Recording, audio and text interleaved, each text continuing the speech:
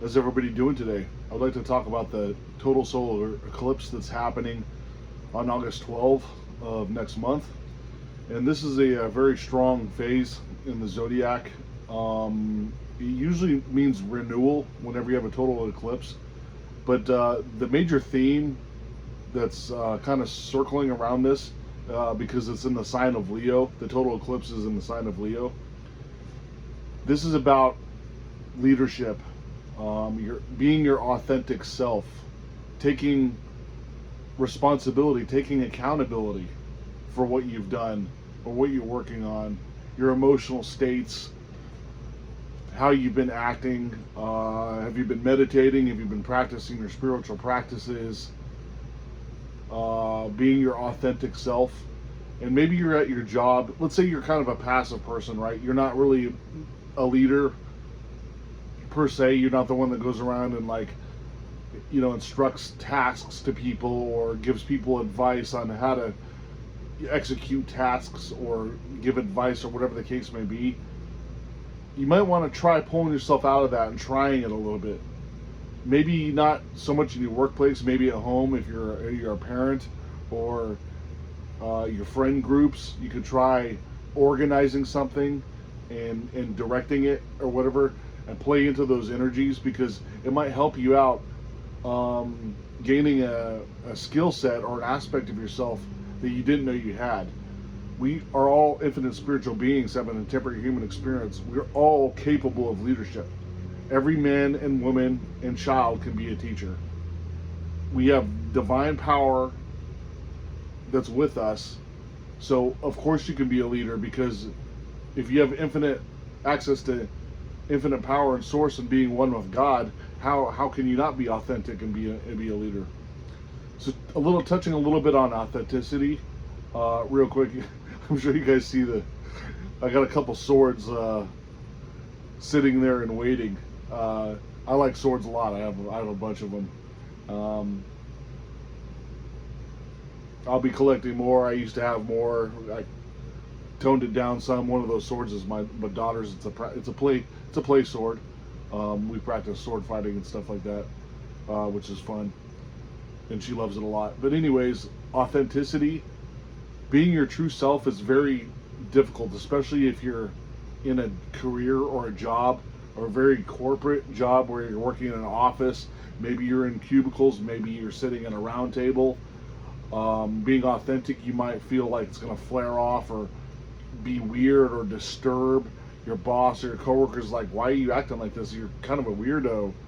You got to let that go, because your authentic self puts you into a higher vibrational frame. Now, if your authentic self is not jiving with your work environment, you might probably be in the wrong place, because we're all set out here to do something. We were placed here on this planet to be of service to something. And if you're not aligned with your job because you're being your authentic self, well, maybe you're not supposed to be there. Or maybe it's a temporary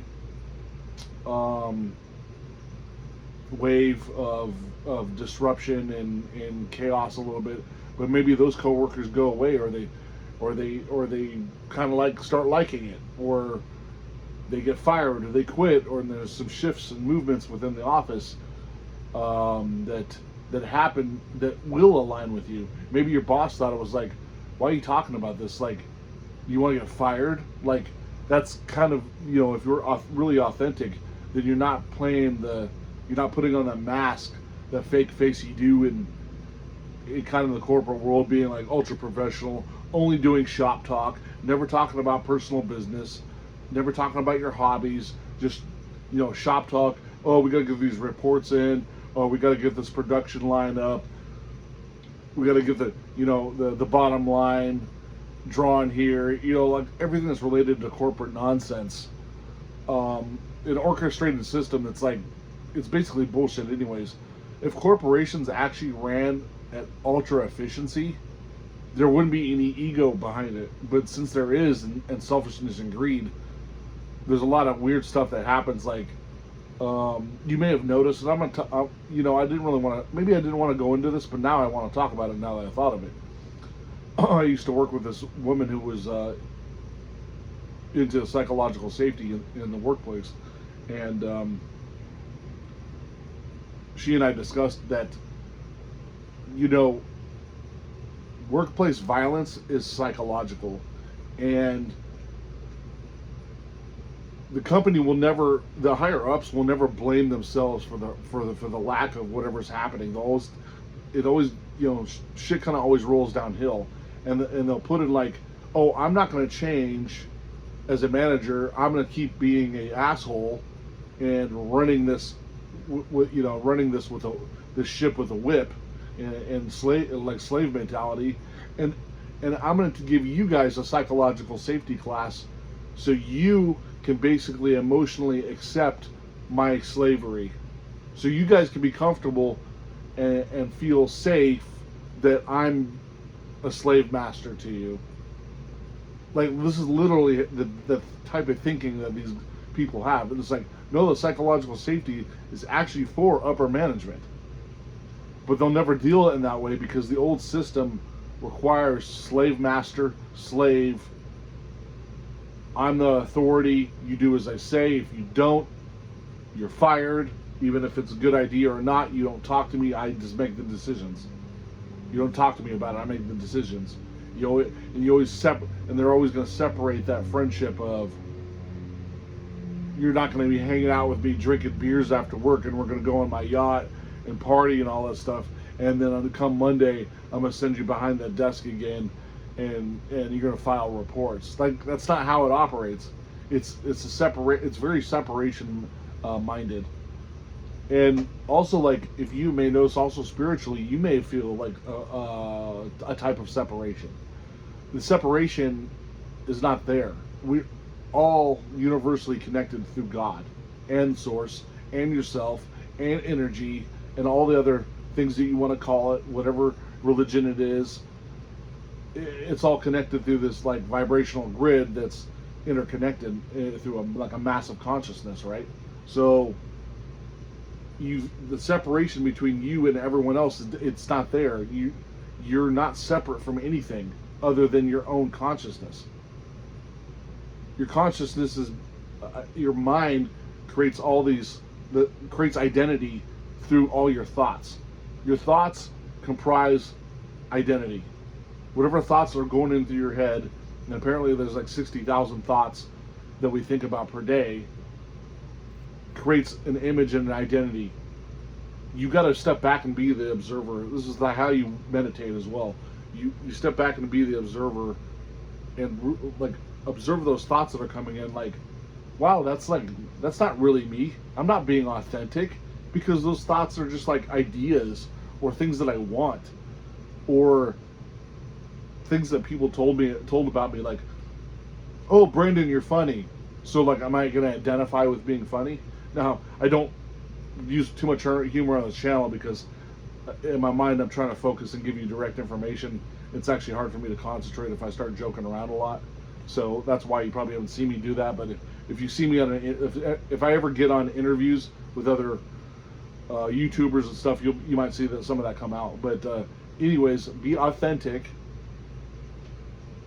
and step back and be an observer to your own thoughts, and you realize how unauthentic you're acting. He was like, I don't care about that. Why does that matter? Like, if you guys just sit there and think about the thoughts that are coming in your head, it's like complete chaos. It's like you're insane. And it's like, well, I don't really identify that with that. Why is that always going in my mind? And self-identification also affects your, like, law of attraction, law of assumption, detachment, all that other stuff that I talk about. Because if you're identifying with being poor, that's how you're going to live. You're going to be in a state of lack, of not having money and being poor, because you keep having thoughts of, like, not having money. So it's kind of attached identically to what you're throwing at the subconscious mind, if that makes sense. Being authentic, if you're going to do anything in spirituality to raise your vibration, if you just do one thing in spirituality for the rest of your life, be authentic. That changes your vibration so much, and it's easy to do. Well, when I say easy, it's just be yourself and stop people pleasing and acting the way you think people want you to act, like dress how you want. It's like I have a top hat on with a Batman t-shirt. Like, I do what I want. I don't care. Like, people might think, oh, that's weird. Why is he wearing a top hat with a t-shirt? Because it's cool to me. That's why. Do I wear it out? Yes, sometimes. You might even see me in a three-piece suit with a top hat on, when like during a nice event or a dinner or something like that. But anyways, I digress. Let's go back to, that's being authentic. Whatever your avatar character wants to walk around and look like and talk like, without any oppression or any resistance to how you're supposed to act. When you're being your authentic self is usually not an asshole. Usually not being bitchy or egotistical or oppressive or having an attitude on all the time. Because your authentic self doesn't really operate in the form of attitude. Attitude comes from negative emotion. Negative emotion is not how you're being authentic. Your authentic self is divine, so it's not going to be in a negative state.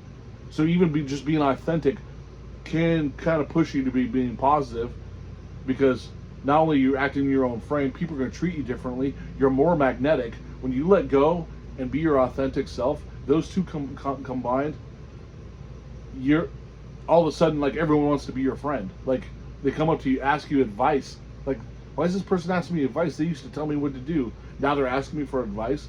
Could even be your boss at your oppressive work. They're like, hey, Brandon, what do you think of this? I know you've thought about this kind of stuff before. You might be knowledgeable in it. What do you think of this? It's like, you're asking me? You almost fired for me giving you advice before. Like, what's changed? Because your authentic self is more magnetic. When the person that walks into a room of a bunch of people, the most authentic person is the most attractive person. They could be, no matter what they look like, they could be dressed like a hobo, they could be ugly, they could be beautiful, they could be wearing three-piece suits, t-shirts, shorts, it doesn't matter. The most authentic person will be the most magnetic. Even in weird situations, like, let's say you're going to a ball you're supposed to dress to the nines, right? You walk into a ball with a shorts and t-shirt on. Yes, it might be distracting where people look at you like, why is he walking in here with shorts and t-shirt on? Maybe they think you're lost or something. But if you're the most authentic person, you're going to be magnetic. People are going to start talking to you. They're going to completely forget about how you're dressed.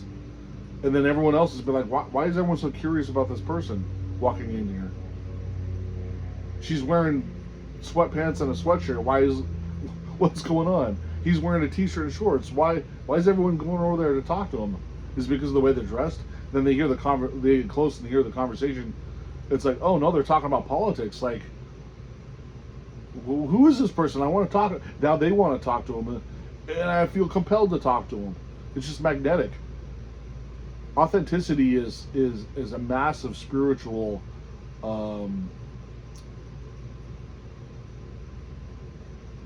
I don't know what the word's called. Like, it's just who you're supposed to be. And when you become more authentic, you actually start drawing in. You'll start getting downloads. Spiritual awakenings happen from like different. It works differently for everybody, but spiritual awakening kind of happen because you're being authentic. Authentic because you actually change your vibration and you raise your vibration into alignment with like God knowledge. So now you're getting the downloads because you're actually tuned, the radio frequency, you're actually tuned into receiving those transmissions because you change your vibration, and now you're operating on the level of where you can receive the information. Then you learn more. Then you want to do the meditations, and then you want to start teaching about spirituality, like all these kind of things. And I'm not saying I'm a guru. I'm not. I have a lot of flaws. I work on constantly. Trust me. I'm not like I wake up and I'm like, okay, I'm doing this spiritually, but why isn't this happening? Or I'm working on this, but like, why do I still feel this? And I'm constantly observing my emotions, trying to self-reflect all the time. So I'm not the master by any means, but I do know enough to be able to teach you the vast information that I do have. Only because I've been eating, sleeping, and and thinking and breathing this stuff forever. Some of it I did wrong, some of it I do right, some of it I'm getting better at, some of them I kind of like got worse, but now I'm trying to figure out how to fix it. And that's another thing is like you don't focus on changing yourself. There's nothing wrong with you. Whatever state you're in is just your current state. You can always change your state by making a choice. The choice is the discipline of self-reflection, or reading more books about spirituality, or meditating and observing their thoughts and figuring out what's going on here. Why am I feel insane? Why am I depressed all the time? Why am I hungry all the time? Like no amount of food can satisfy my mood. I eat, I get full, now I'm cranky because I'm overfilled and I want to sleep. I wake up, I'm hungry again. Like that could be something that could happen to you. That happens to me all the time. Now I made excuses for it because I'm 6'3" and I'm like 270 pounds. So my metabolism is very high compared to other people. Like I can eat a lot more calories, a lot more food, and still be hungry and still not like have enough to like maintain. That's what it felt like. But once you realize there's like some emotions can actually make you gain and lose weight or lose muscle mass. So it's actually like 70% mental, 30% calories. When people talk about weight loss and dieting and all this stuff, your emotional state is more important than nutrition. Just by you having a negative disposition can make you fat even though you're not eating anything. That happens to people. Like I knew this guy a long time ago. We were probably like, I was like 19 and he was like 20, and we worked out in the gym together because we kind of like had the similar workouts and we showed up at the same time. So we kind of started talking and becoming friends or whatever. And he was in phenomenal shape. Like he was like toned. He had like a 6-pack, did a lot of leg activity, so his legs were strong and this type of thing. I'm like, dude, what do you do? What is your diet like? He's like, oh, I used to be fat and now I eat a salad a day. I'm like, what? I thought he was joking. I believed him about being overweight, but I didn't believe him about what he ate. And I was like, you only eat one salad a day. It's like a little bit of feta cheese, some spinach, and maybe some like sunflower seeds and stuff like that, like low fat dressing. Yeah, nothing else. No. And he showed me a picture of himself where he was like 6 foot tall, but he was like over 300 pounds. Well, not muscle, just fat. 300 pounds at like 16 years old. And he's like, he can only eat salad a day. And I'm like, well, your metabolism is like crazy off then, because even a 100-pound girl needs to eat more than a salad to to be able to like for her metabolism. And he says, yeah. I asked him just off the cuff, and at this point I just started knowing a little bit about spirituality, and I didn't really correlate it. It just came into my head like it was like a signal that dropped in my head. Like, what is your emotional state? He's like, well, I didn't have a lot of friends, so I was depressed and lonely all the time. He even told me, he's like, once I started getting in shape, I had one more friend, and you're my only other friend since I got in shape. And that's when I reassured him. I said, it wouldn't have mattered like if you were heavy or not to be friends with me. I'm not judgmental. He says, yeah, he didn't have any friends and he was depressed pretty much all the way through school. Like, no one wanted to talk to him. He was kind of like a loner. He went home and sat in his room until he made a decision to change his life around like 17 years old, and he started going to the gym after class in high school. His mom took him to the gym, dropped him off, and he was working out for like 2 years and lost all the weight, but he was only eating a salad a day. So I think his mental state of being depressed changes his hormones, and his metabolism just tanked. I don't know much about the backstory behind that, but I thought that was insane that he was only eating a salad a day, and he was drinking only water. He wasn't having iced tea or soda. And here I am, about the same height, I was eating spaghetti, Alfredo, iced tea, slamming Coke, French fries, carne asada fry, like meat up the yin yang. Anything I could, anything I could get my hands on, I was consuming, and I was always hungry. And I couldn't believe that we were like similar in body fat, but I was eating 20 times the amount of food that he was. And I was kind of depressed. Like when I got hungry, I got mad. Like every 2 hours, I'm like hungry again. But he was the opposite. The salad filled him up for the rest of the day, and he lived comfortably like that. So your emotional state can change your diet. So when you see all this diet and nutrition stuff, the information is not. They're only like doing calorie counting and carbohydrates and protein and all that stuff, but they're not giving you the factor of the emotional state of your depression level or your stress or anxiety level that affects the body fat storage in your body. It's a big factor. They never touch base on that. Some doctors are starting to talk about it now, but I was like, 25 years ago, I was dumbfounded. It was like these doctors never mention the emotional states of how weight gain happens. And we all know that like girls that get depressed or over relationships or something, they start eating heavily and they gain weight because their emotions, their body somehow craves more food, and so they start eating more. Otherwise, they would get sick. Like it doesn't make sense for them to chow all that like 4 times the amount of food that they normally do. I'm using girls as an example because guys can usually eat more without getting sick. That's why I'm using small, petite women as an example. You'll see a petite woman eating a whole tub of ice cream, then some peanut butter, oatmeal, hamburgers of the yin yang, like whatever the case may be.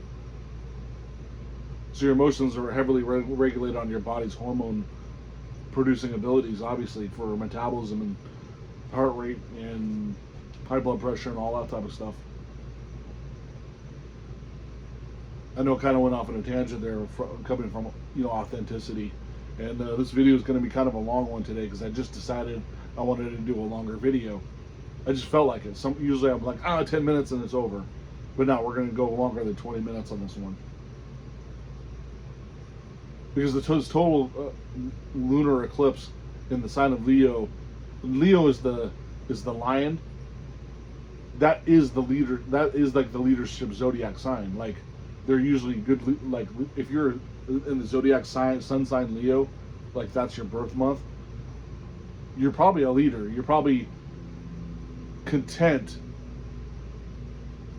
organizing and doing stuff by yourself or telling other people what to do. You're self-reliant and you're strong-willed and that type of thing. And you probably tell other people what to do. And so the leadership zodiac is kind of attached to this because it's in the sign of Leo, this total lunar eclipse. And another factor is, like, I talked about this in my previous video, I'm excited because our yellow sun is back. So when this total eclipse happens on August 12th, I wonder if it's going to feel like the old eclipses like it did before, where we feel rejuvenated, because the last eclipse that happened when the sun was grayish white and the sky was kind of like a weird color for that past year or two, like I felt worse. Like, oh, I was kind of excited for the lunar eclipse to happen, and then when it happened, I'm like, oh God, I don't feel like I'm like moving around. My body's stiff, my joints ache. Like it was like a direct correlation. Like I just felt like crap. So I'm glad the yellow sun's back, and maybe it'll affect this moon in a positive way. There's a lot of changes happening. I told you guys in the very early videos, if you want to go back and 200 something videos ago, where I said we're moving in the age of Aquarius. So it's going to be a 5D reality where the spiritual awakenings are happening left and right. That's why you see all this weird political chaos is happening, because the elites that were in power through Luciferian and satanic worship scenarios and stuff like that, they're losing their power because the positive spirituality is gaining more and more energy and more traction, and so it's becoming more powerful, because we're kind of like in the dark ages before, and now we're pulling out of it. So like everything they're trying is not working, so they'll brainstorm with really smart people and try to say, oh, hit them with this. You'll give them more social media. Start building like cybernetic robots, like If they won't comply, we'll build Terminators to make them comply. Like, that stuff's happening right now, but none of that stuff will work because everything they're doing is getting kiboshed. The spiritual power is so strong, everything they're doing is getting kiboshed. So in the beginning, will the robots like revolt and like start hurting people? We have no idea. It's kind of a scary scenario, but also like there might be something to counteract it. Like AI might flip its idea, like idea about how, oh wait, these bad guys are trying to like lower the population. I'm starting to talk about conspiracy and stuff a little bit, but trying to attach it to spirituality. The robots will decide to like just automatically, like, they'll just all shut down and not work ever again. Like that could happen, or we could put ourselves into a parallel reality where robots are just like good and normal and nothing happens, right? Or we could be like negative and worry about it and put ourselves into a position where it is bad. But I don't think so, because the spiritual awakening in the age of Aquarius it's more powerful than like the evil stuff. So all this stuff's becoming, coming to light and exposing all the evil that we've been suppressed and not publicly known about, and the conspiracies that we were talking about before, they're all ending up becoming true, and they're trying their hardest not to like act like that's what's going on. But anyways, I'm gonna end the video there, and I greatly appreciate you guys watching my videos. Hit subscribe, hit the like button. Where is it? Right here is the subscribe button right here. Press that, and then press that, and then press share to your friends and send it to your friends so they can watch my videos too. I greatly appreciate it, and have a nice day.